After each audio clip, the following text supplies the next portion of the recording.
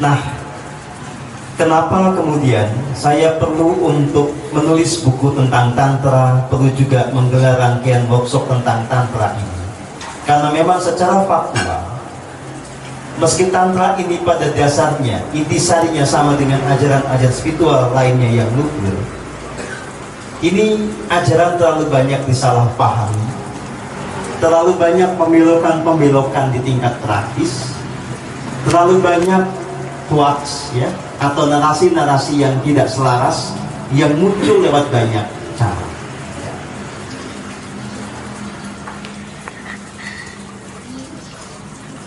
Misalnya, kalau kita melihat, membaca betul-betul berbagai narasi sejarah Nusantara dan ajaran-ajaran Nusantara masa lalu, nah, kita akan menemukan bagaimana hoax atau ketidakbenaran berita tentang ajaran Tantra. Nah, sebagai contoh, dikatakan bahwa beberapa tokoh legendaris, beberapa raja di masa lalu, beberapa orang yang sangat terkenal di masa lalu itu adalah praktisi dari Tantra. Tetapi kemudian disampaikan kepada kita, mereka itu melakukan ritual-ritual yang bagi kacamata, bagi pikiran kita saat ini niscaya kita akan terbengong-bengong, karena itu termasuk kepada ritual yang layak dikatakan brutal.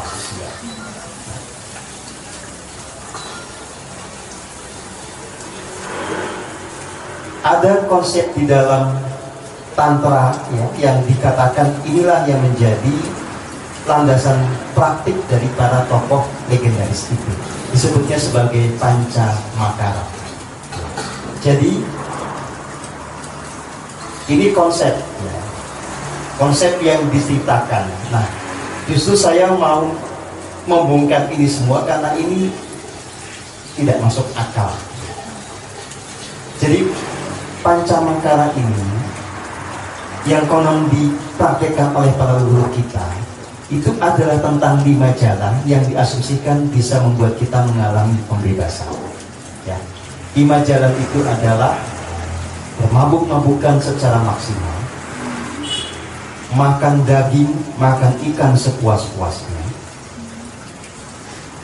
menjalankan tarian-tarian ekstase ya, kalau perlu sampai melepas busana, kalau perlu juga di tempat-tempat yang paling angker seperti kuburan. Dan ada juga ritual dengan seksualitas seliar-liarnya. Ini bagian dari Panca Makara yang kemudian dikenal sebagai Tantra Kiri. Konon ceritanya dipraktikkan oleh para leluhur kita di masa lalu. Nah, ini yang hendak saya kupas dahulu, karena ini adalah salah satu bentuk narasi yang membelokkan tentang esensi Tantra. Begini, kalau kita merujuk kepada esensi Tantra yang sesungguhnya, kita akan menemukan bahwa sebetulnya ini sederhana. Ajaran Tantra itu adalah tentang bagaimana kita itu bisa menenun, merajut yang disebut sebagai benang-benang kesadaran, sampai kita masuk kepada kesadaran yang paling murni. Tantra itu tentang bagaimana kita meraih kebebasan jiwa dari segala akar derita yang basisnya adalah kemurnian jiwa. Nah, kalau kita menuju kepada esensi Tantra yang ini, kita akan tahu bahwa segala bentuk praktek yang tadi disebutkan itu ada ketidaksinkronan. Karena apa? Karena semua bentuk ritual yang tadi itu sama sekali tidak akan punya dampak kepada pemurnian jiwa.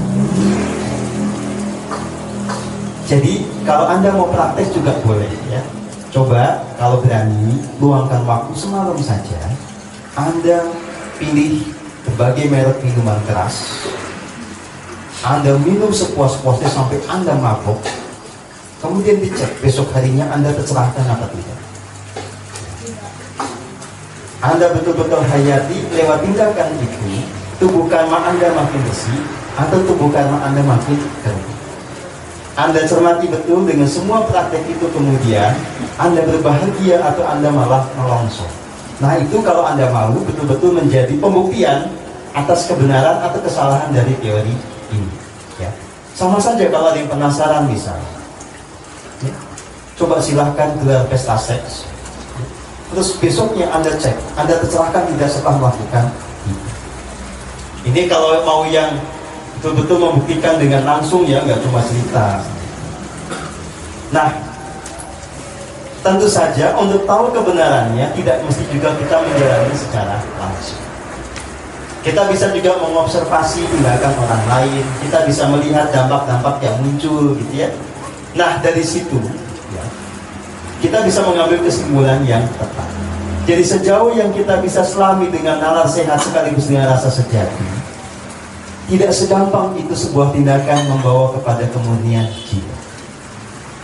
Tindakan yang betul-betul terkesan bagus saja, misalnya kayak meditasi begini, itu belum tentu masuk kepada dampak yang konstruktif memulihkan jiwa, belum tentu, ya. Banyak orang kelihatannya duduk meditasi padahal ngelamun, ya. Yang gitu aja yang terkesan sopan, itu belum tentu memulihkan jiwa. Apalagi kalau kemudian tindakan-tindakan yang itu orientasinya adalah meliarkan hasrat badani dan hasrat pikiran, ya. Itu tidak make sense, tidak logis kalau kemudian dikatakan sebagai tindakan yang membawa jiwa kepada kemurnian. Saya tidak pernah menemukan. Nah, justru ini perlu menjadi dasar bagi kita untuk mengerti banyak sekali cara itu untuk membelokkan kita dari kebenaran yang sesungguhnya. Tantra itu adalah salah satu ajaran tua Nusantara. Dengan dibuat cerita yang serem kayak tadi, secara natural orang akan tidak bergerak untuk mempelajari tantra kalau dia waras. Kalau Anda kemudian dikasih informasi yang banyak bahwa tantra itu adalah praktek-praktek dengan ritual yang brutal, ya, siapa yang mau mempelajari itu? Ya, orang cenderung tidak akan mau. Dan pada saat yang sama orang akan tidak punya rasa keterhubungan rasa dengan para leluhur dan pendahulu dari tanah air ini. Karena apa? Sudah kadung diblok oleh pikiran yang